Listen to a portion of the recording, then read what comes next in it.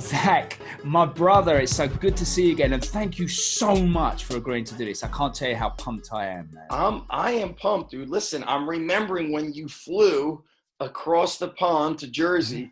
I can't remember if you took a red eye or not, but you had some jet lag. It was sunny out. I came from about, all right, so you do Fahrenheit, didn't you? I came from about 50 degrees in the UK to about 110 in Jersey. It was very hot, yes.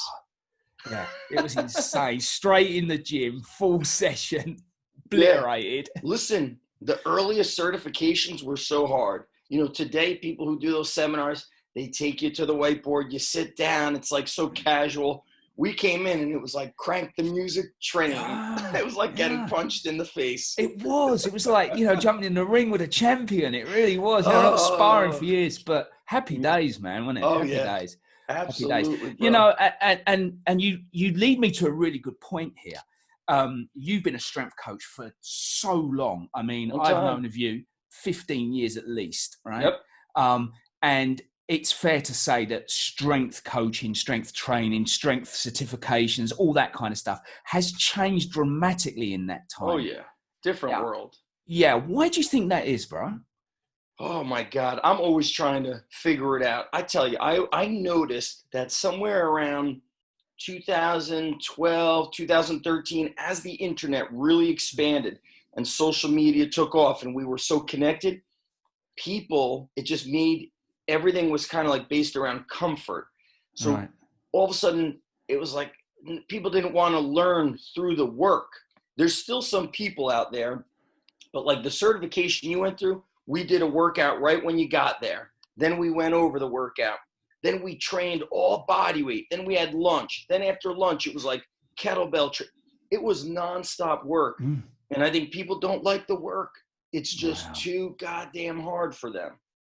I really think that's the bottom line. And so, now, of course, because training has exploded so much information, more people are hurt, right? They're doing different things, yet they don't have the fine details of it. And so now these certifications are a lot of like corrective type certifications to fix all the people who have been injured. And of course, media, right? I would take videos with a flip cam, just press the button. Remember those bad boys. Right. So now if somebody's making a video, it's like highly edited. It's just a higher level.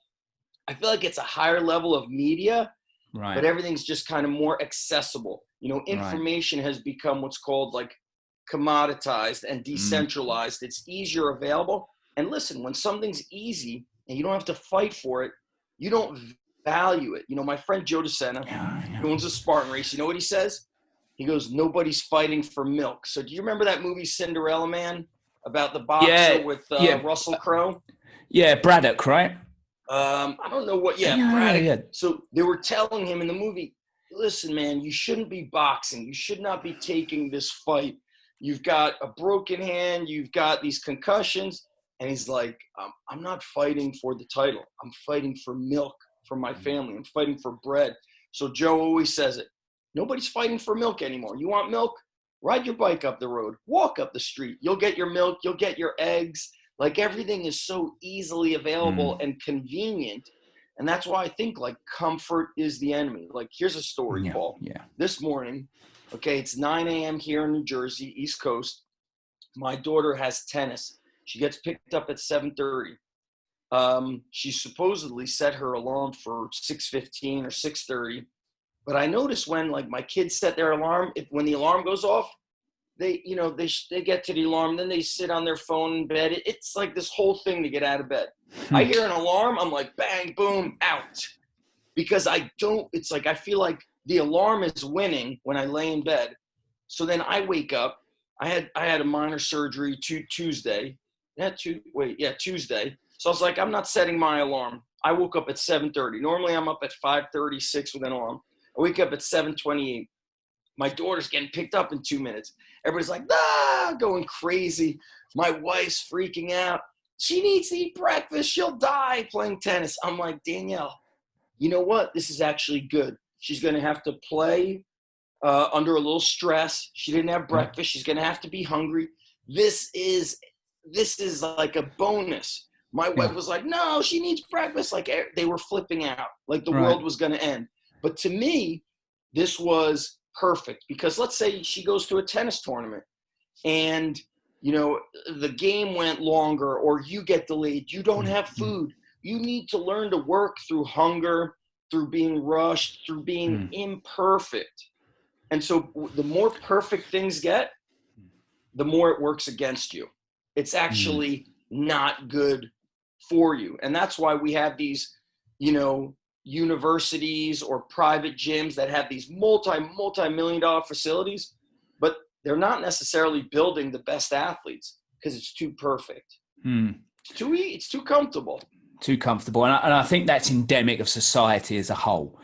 You know, training is I've always looked at exercise and strength in particular as a real good analogy for life in general. Yes. Because, you know, we live in a physical world, right? You can talk about the spiritual aspects of it, the quantum physics of it until you're blue in the face. But the thing is, we live in a physical world and there's an element of physicality needed. There's an element of action needed. It's needed. If you want to get anywhere, you're going to have to move.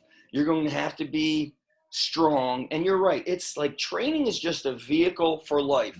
You work hard. Jim Wendler says, you know, lifting in your garage gym or wherever you train at, it's just fabricated manual labor because we're not farming anymore. You know, what farmers now are essentially like, they're like becoming obsolete because scientists are growing vegetables out of, you know, a laboratory. And so Jim Wendler says, like, he goes, we're so lazy as a society. The only way for us to technically work is to lift weights and do manual labor. But like, if you talk to our grandparents, they all had some sort of manual labor job. And that's what I think, like, that's what gives you the edge. And I was talking with my buddy earlier. I said, you know, we moved to this town, our town that we used to live in 10 years ago.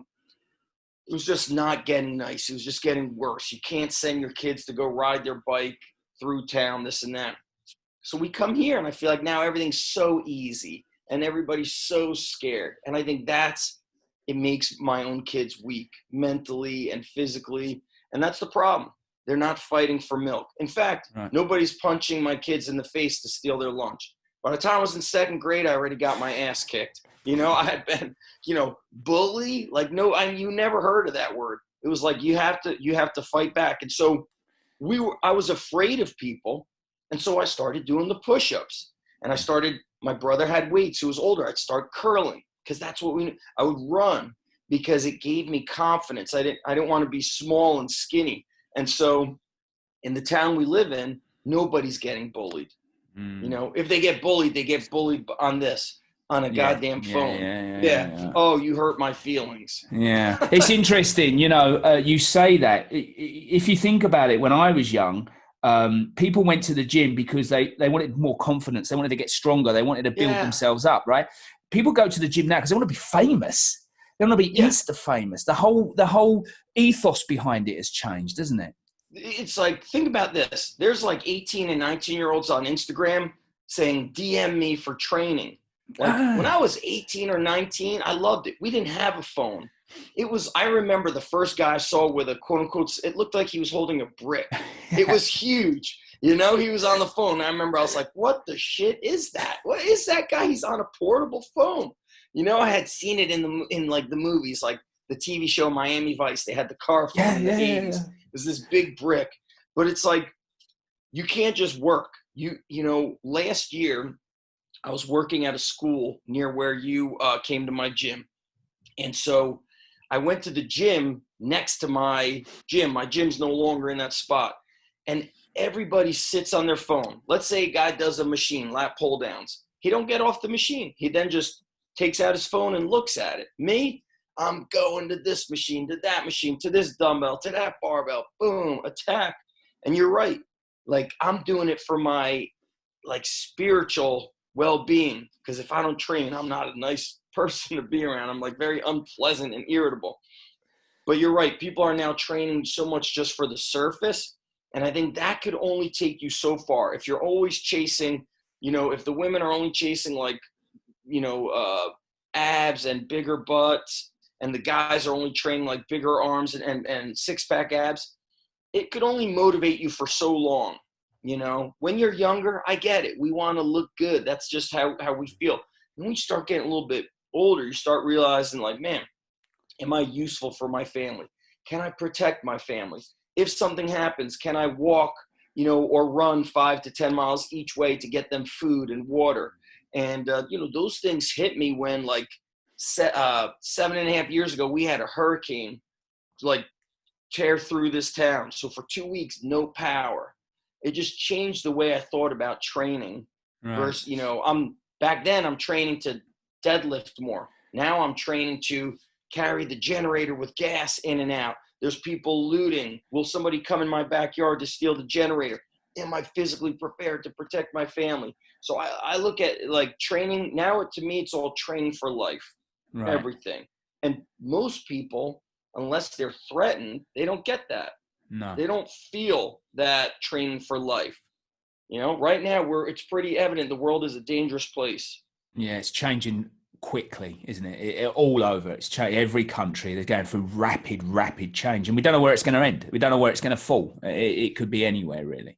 Yeah, it's not good, man. It's really like it's. I feel like we're more divided than ever before. Yeah, when we're supposed to be more connected, right? We got That's this right. ability to connect, and it's, if anything, it's pulling us further away. It's insane. Never have there's that saying of, like, never have people been more connected than ever before, yet felt more divided. Yeah. It's insane. Zach, I'm interested. So with all that we've gone on about and the change in attitudes towards training and strength and doing work and stuff like that, how is it now when you get, because you do so much work with kids. Yep. One of the things I love seeing you do all over the years is your work with young guys and taking them through school and college and building them up to when I walked in and saw those collegiate athletes, I was like, what are you feeding these guys? They were insane. What's it like now with kids? Have they changed a lot? Are they softer? Do they complain more? Is there that going on? Yeah, there's a lot of that. And so I had to change myself as a coach. I've also changed more as my kids have grown up. I look at training. I don't focus just on winning the sport title, winning the competition, because, like you said earlier, the training is a vehicle for life. It gets them better at life. And so I've had to explain to our coaches, listen, John Smith, he's not a beast. If he was a beast, he wouldn't come to us. It's our job to make him a beast. And so you're going to have to improve him or her 1 inch at a time each day, brick by brick, inch by inch. And it's not going to happen in 1 month. It might take a year, and I'm thinking of, like, a kid. It might take a couple years. I'm thinking of a kid we train right now. He's going to enter high school, so he's 14. His first year was a struggle. And I remember just, like, saying to him, I was like, look, dude, should we just take a break? Should I just talk to your dad? We could come back in 6 months or a year when you're more ready. And it was like he turned the corner, and I've seen that sometimes we have kids that struggle. And I'm saying to myself, man, it's just, this is not the place for him. This is not the place for her. And then they turn the corner. And so you have to give it more time. You can't start off as intense. And, basic things like kids can't do 1 push-up. And so what I tell them is you don't need a strength coach to do push-ups. You're going to get good at push-ups when you get pissed off for greatness, when you're tired of being weak. And you want to know how I know? Because I experienced, that's how I started doing push-ups, was I got beat one night. We were arm wrestling one summer night. I'm in 7th grade. I'm 12 years old or 11 years old. I can't remember, something like that. And everybody beat me. And I went home. I was embarrassed. I get home. It's like 9:30 at night. And I said, man, if I could do 20 push-ups, I'll start winning arm wrestling. So that night, I turn on my light. I go to my room. I try to do max push-ups. I do like 2.5. I fail on the 3rd rep. I mean, it's embarrassing. It's horrible. 2 push-ups at age 11 or 12. I said, all right, every day I'm going to add 1 rep. And then I'll get to 20 in about 2.5, 3 weeks. So the next morning, I did 3. And then in the afternoon, I was like, I'm not waiting for tomorrow to do 4. I'm going to do 4 right now. Then at night, I did 5. Then I did 6 in the morning, 7 in the afternoon, 8 at night. The end of the week, 20. And I realized right then and there that I was pissed off. I was so embarrassed and angry at myself for being weak. And a lot of these kids, especially if they don't come from a tough area, there's nothing to be pissed off about. There's nothing to fight for. They're not fighting for milk. Nobody's threatening them. Nobody's threatening to beat them up. And so as kids, anybody who's in their 40s and older experienced how to handle themselves. You had to protect yourself. There was always a bully. And they did as they wished, and they kind of got away with things until somebody fought back. And so today there are no bullies, because it's constantly controlled and intervened by teachers and parents and this and that. And so what we have to do is fabricate work for them. We have to fabricate, the challenges for them. And so it is harder. They show up not just weaker physically, but weaker emotionally. They're sensitive to how you even talk to them. And so when I talk to them, I can't be as tough as I was. Like when you met me, our gym was so cutthroat. And it was like, we were so tough on the kids. Now and everybody was tough on each other. Now it's not so much like that. It's certainly changed. And so I have to build them up. They're not showing up tough. Yeah, it's interesting. You mentioned the word cutthroat, because it was cutthroat, but in a good way. Yes. The people weren't bullying, people weren't nasty, but there was that competitive edge to it, that hard. Do you know what it reminds me of? In Rocky 3, when he goes to Apollo's gym to get the eye of the tiger back. That's what I love that. And let me tell you, I remember I had the DVD for Rocky 3, playing it in my room when I started getting into the strength and conditioning, and I paused it when it shows the tough gym sign, and I drew it on a notebook, on a notepad. And I remember thinking, I'll call my gym tough gym. And actually, one of the guys who came to my certification some years ago, he did that. I think he lives in Puerto Rico, and he called his gym Tough Gym because he was so inspired by our training and by Rocky 3. But that is what's needed. You need to get back to that to train yourself mentally. And that, that's why I'm never going to have air conditioning in my gym. I'm just not going to do it. You're training for 45 minutes to an hour. You got to be able to handle some heat, Yeah.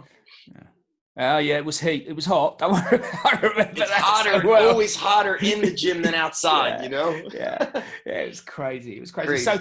So, what inspired you to be the underground strength coach?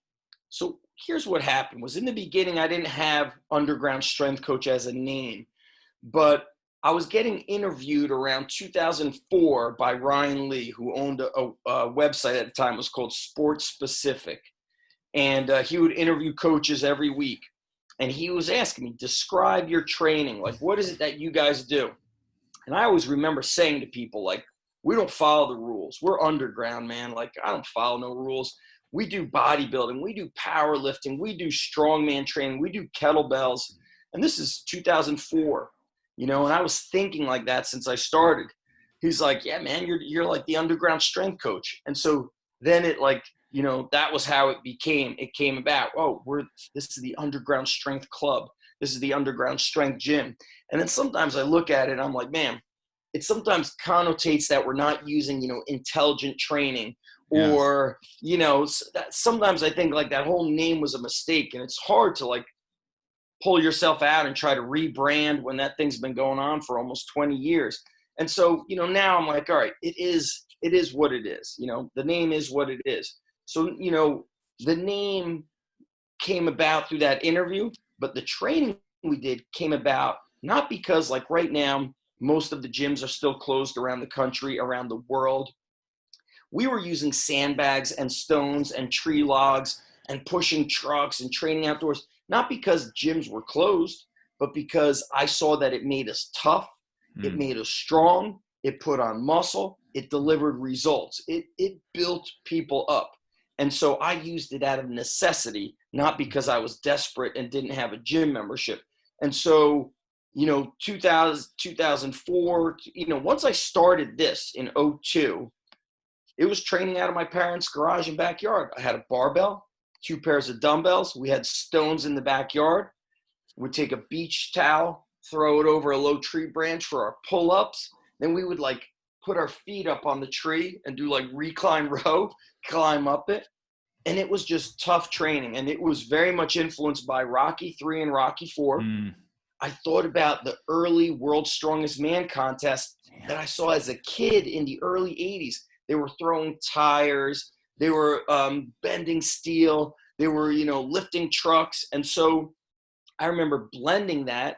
And then also with bodybuilding, remember Arnold's Encyclopedia? Yeah. It was all of these black and white photos. And every photo, like just looking at the photo, it would tell a story.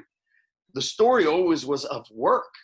They were always working, lifting heavy. And so I took that. Then I took the World's Strongest Man stuff. Then I took Rocky 3 and Rocky 4, and I put it together. And it worked great. I didn't know what the hell I was doing in the early 2000s. I didn't have this perfect program design model, but it did what was needed, meaning it got people strong. We got fast because we ran sprints. We put on muscle, and we got tough. And that's what people need, not necessarily competitive athletes. People need to be strong, tough, fast. That's what we need in life.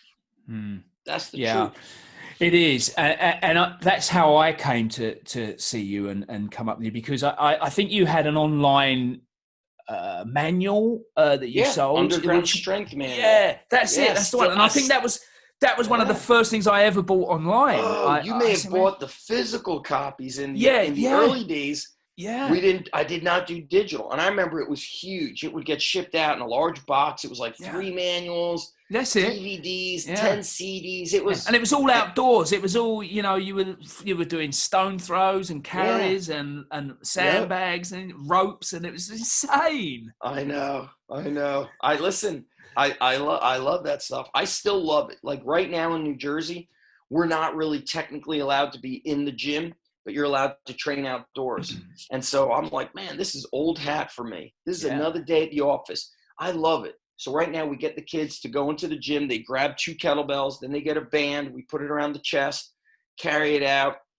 And I train them with sprinting, calisthenics, kettlebells, 400-meter running. We're working.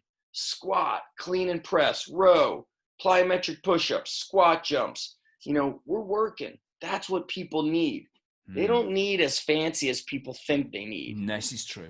And that, again, that's true in life. You just don't, simply. Sure, look, bro. I can remember one thing you used to say, and you were talking about building a business, and you were saying nuts and berries. Yes, and that was just your way of saying keep it simple, because that simplicity breeds success. And look, people now, especially being closed for 12 weeks, people are going out of business. They made their gyms way too big, too much equipment, too much overhead, rent, this, that. You got to keep it small, okay? You got to keep it small. That if something like this government shutdown will probably happen again. And if you got a small place, you're just not going to stress. You could make your videos. You could have online stuff. But if you've got this huge place, you're not on nuts and berries. You now got a full supermarket and you're juggling 100 things. And so, early in business, I learned from a guy, and he said, low hassle, high profit. And that stuck with me. Low hassle, high profit. Yeah, it's a great lesson. It's a great lesson because, we all, it's that ego thing where we all think we want to show how great we are. I need a bigger gym. I can't have the latest rogue equipment. Yes. I need more. I need to have, that guy has 2 gyms. If I don't have 2 gyms, I'm not quote unquote successful. And yet, I need brand new this. Look, right now, equipment is expensive, even the used equipment, because everybody's back ordered. People rent. There's never been such high sales of gym equipment ever. But still, I still have equipment that's used. I have a guy that I train his son. He welds the dumbbells together. And it's like, I'm thinking to myself, some of these dumbbells are older than me and they haven't broken yet. Okay, they're 45 plus years old. I'm 44. It hasn't broken yet. Some of this new stuff, it's just so big. And people start off, they put themselves in debt from the beginning. I never liked that feeling. I always felt like you should start small, pay for everything with cash, don't go into debt, don't have partners or investors, But people don't want to listen to that, man. They don't want to listen to that.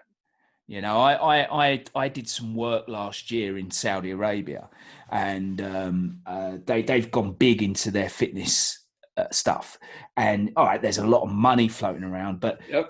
they're paying, you know, $2.5–3.5 million to open a gym there. And these gyms are, there was one, and it must have been about 20,000 square feet, and it had a CrossFit box inside of it. It had a fight club inside of it. It was insanely big, and it had 100 members. That's not a lot of members. Yeah, it's not a lot of members, and it's backed by royal money. It's backed by oil money, but for how long? These things can't be sustainable. I think people who have that kind of money just pay for that stuff with cash. It's like a hobby for them. It is. It's interesting to see how there's people with so much money around the world now. It's been interesting. In fact, like one of the guys who came to like my earlier certifications out around your time, I would do them in Texas. He manages like these big CrossFit chains in Dubai. And then he runs like a big CrossFit competition in Dubai. And the gym is huge. And of course, if it's backed by oil, or you're a prince or the son of a prince, that's how the Abu Dhabi Jiu-Jitsu championship was created, by a prince. He wanted to learn jiu-jitsu. He flies a black belt over, and then he creates the biggest jiu-jitsu competition in the world, because millions of dollars is nothing for them. I say, like, they wipe their butt with that money. I've been there, my friend. You're not far off from that. Yep. I tell you, I'm not far off. So how have you guys over there with the closure of the gyms, and lots of, you could say, civil liberties taken away from the average person, how have you all coped with that in your state? I was doing this from the beginning. I always had the gym, whether it was in the house or having the actual building. I was always online, because I never wanted to, first of all, be in my gym for 8 to 9 hours. I knew that the energy I put in, it would just crush me. I wanted to run my gym for 3 to 4 hours a day, and other 3 to 4 hours do my online business. So as soon as we were forced to shut down, I've already had, as you said, all of these books, ebooks, manuals, DVDs. For 18 years, I've amassed all of this online. So I just quadrupled down on the online business. Right. And lucky for me, my gym is low hassle, high profit. I don't have a lot of overhead. My expenses are minimal. And so I was able to handle it. I'm still handling it, even though we're, training outdoors. This is the end of our 3rd week being outside, but we're getting new members almost every day. Wow. But those first 11 weeks, by the 11th week, I started getting pissed off, because I started seeing these big chain, like, the Home Depot, the Walmart. There's thousands of people going in and out every day. And I'm like, why can't we have 5 people per hour training with us? And so it's been a little bit strange. And it really proved to me that, look, you cannot trust the government. If you want help, don't count on the government. Help yourself. I call this, you must be able to write your own paycheck, meaning you must be able to create money. Let's say, like, for example, I'm a full-time strength coach at a high school. The years before I was working at university, I never want to only rely on making money through one thing or one place. I want to have multiple streams of income that doesn't keep me anchored down. So the online business, I can do it through my phone. I can create videos. People can now get money through Venmo. You could make it as simple. You could post unlisted YouTube videos, and you could sell them as instructional videos. Hey, do you want this? Send $20 Venmo. There's a lot of ways to do it. Lucky for me, I've always been doing it, because I never want my back against the wall where I'm desperate for something. I want to be the guy who has the control. So even with the government shutting down and continue to shut down the gym, I'm thriving. I'm not getting crushed by it. I am just disturbed by the way certain things are open that makes no sense. And then clean places like the gym, a small private gym, cannot open. That makes no sense. So it's taught me a bit about, I'm not a politics guy, but it's really taught me that I have to do better research of who we vote for. And, Yeah, some people definitely. are like, I'm not going to vote. I'm not going to make a difference. Well, now we know you vote for the wrong person and that person's in charge. A lot of people going out of business, and that's Mm, heartbreaking to see. it is. So how do you think it's going to change, if at all, when you eventually are allowed to open? Well, I think the main thing is going to be slightly smaller groups. We never really had big groups anyway. Right now, we're limited to 8 people, and every group is filled up.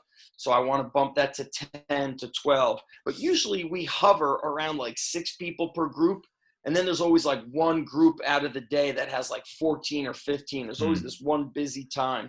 So the other thing is, we clean a lot. We've always cleaned a lot. Now we clean more. And parents, their kids have been inside and been kind of like no sports for about, let's see, we're probably like 13 weeks of no sports. So parents are they're signing their kids up for it. So how else will things change is, this is going to happen again. I know there's going to be another shutdown. There's going to be another closure.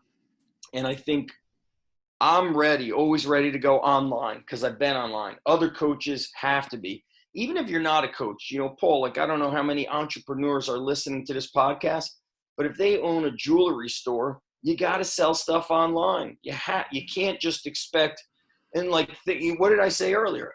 People used to come to the certification. Now it's all online. I might do one certification a year, but it's a pain in the ass to get people to travel because they know it's going to take work.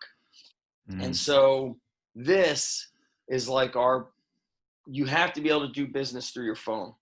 That's the deal. Yeah, that's the future, isn't it? It really is. And I know so many business owners here locally have really looked at this, and some have done really, really well reinventing their business model from Yep, just bricks and mortar to, even if it's home delivery of coffees or, selling their wares online. It's really forcing people to look at themselves. And I think that's a good thing. I don't it think the is. lockdown's a good thing. I think, for whatever reason that this has happened, rightly or wrongly, I can't say it's good, really, from my perspective. But, I like challenges. I like change. I like being stressed. I think that we give that all such a bad name, a bad rap these You days. are right, brother. And I think that we need that as humans, Dude. because that's how we grow and evolve, right? Oh, listen. So I had this little surgery Tuesday. Today's Friday. My wife was like, "You're going crazy." I'm like, "Yeah, I haven't done anything hard. I walked around the block once. I haven't ridden my bike anywhere. I always like, my grandfather didn't have a car. He would ride his bike everywhere. And I remember being a kid in Israel, and he had to take me to the doctor. He sat me on the back of the bike, and it was like all these hills. He pedaled. My grandfather must have been mid 60s, early 60s at that time. Maybe, maybe he was 60, but it was like pedaling up and down the hills, like what, he would walk everywhere. Like, there's nothing hard. My grandfather laughed at any hard stuff. Him and my grandma escaped the Holocaust. So I always think of my grandfather. He, from Poland, they escaped the Holocaust. He's in the Polish army. Then they go to Russia. Now he's in the Russian army. Then from Russia to Israel. He's in the Israeli army. He goes into 3 different countries' military. And then he worked the night shift working at a cement factory. And then my mom said then he would pick up any kind of odd day job, whether he worked in a restaurant, whether he worked on a farm, whether, all these things. And I just remember, like, my grandfather had pigeons in the backyard. He had chickens in the backyard. He had fruit trees surrounding the house. It was grapes, it was oranges, it was lemons, it was pomegranates. And I think to myself, I'm so pathetic. I have no fruit tree. I don't raise any animals. I'm not, getting eggs from the chickens in the backyard. The pigeons became pigeon soup, my mom told me. I remember I said, "What happened to the pigeons?" She's like, "We ate them." I was like, "I didn't know." But like, you know, everything was fight for it to earn it. And we were talking about Rocky. What did Mickey say to Rocky in the beginning of Rocky 3? He said, the worst thing that could happen to a fighter is you get civilized. Yeah. And that's the thing. You need to go through struggle. You need to go through tough times. And because we're not fighting for anything, we don't have stress that that if we don't have our coffee in the morning, the world's going to end. Yeah. Think about it. It is. I read a great book called Peak by Anders Ericsson. Anders Ericsson is a research scientist, and he's the world leading expert in expertise. It's a fabulous book, and he takes you through all the research of how people become experts at what they do, all the science behind it and everything like that. It was fascinating. And in the introduction is called The Gift. And he says how people have wrongly associated people's talents as their gift when that's not really their gift. Their gift is their adaptability, right? And adaptability is something we all have, but we choose to look at someone who's successful at something, someone who's exceptional at something, and think, I could never get there because they've got this gift, not realizing that the gift is in the work that you do every single day by showing up and adapting. I say that all the time. The work is the gift. It's not so much the end result, because oftentimes the end result, I train athletes. They don't always win the competition. It's one person that gets to win the whole thing, but it's all the stuff you did leading up to it. It's the lessons you've learned. That's why when I see my wrestling coaches, that are my coaches that are still alive, my head wrestling coach passed away 2 years ago. I hug my coaches because the way they crushed us in practice, it's like, I'm able to just take it and apply it to life. Yeah, I totally agree. And when I do these podcasts, when I have these conversations, the people I speak to, they usually say something in the interview, and it usually gives me the title of the podcast, right? And what you just said there, the work is the gift, is just it. It just encapsulates everything about yourself. And I also pay homage to all my old coaches. I also, when I see them, I hug them, I spend time with them, I talk to them.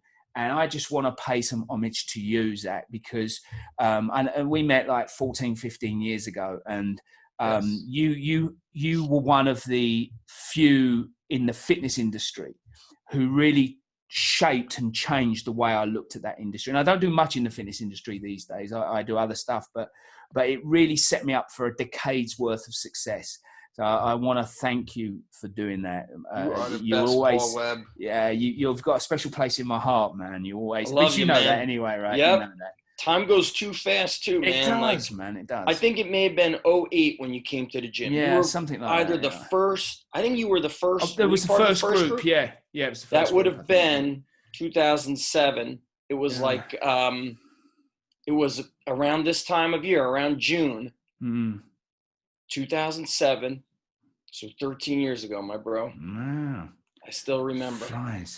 It flies. Well, we won't leave it 13 years for our next conversation, I know. Right? In 13 years, I'm going to be 57. Right. I look at, and it's that fast. That's why you've got to seize every day. Did you ever see Dead Poets Society? You ever see that movie? Years ago, yeah.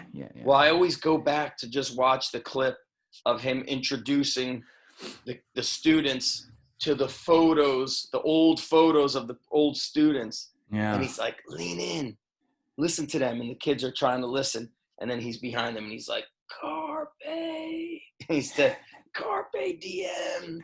Seize the day, boys. Make your lives extraordinary. That's what it's about.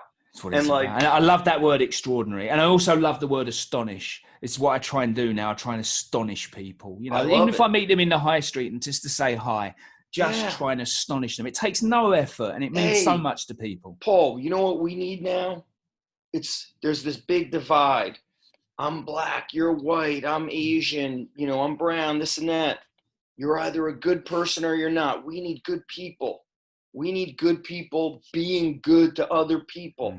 That's it, man. Be good to other people. That's going to fix a lot of things. It is. It really is. Yeah, it really is. Well, let's hope that happens, and let's hope that we survive this and thrive from it, right? Thrive, my bro. Thrive. Zach, thank you so much, man. Love you too. Look, I'm a Paul Webb fan, baby. I love you. You know. All right, man. You take care.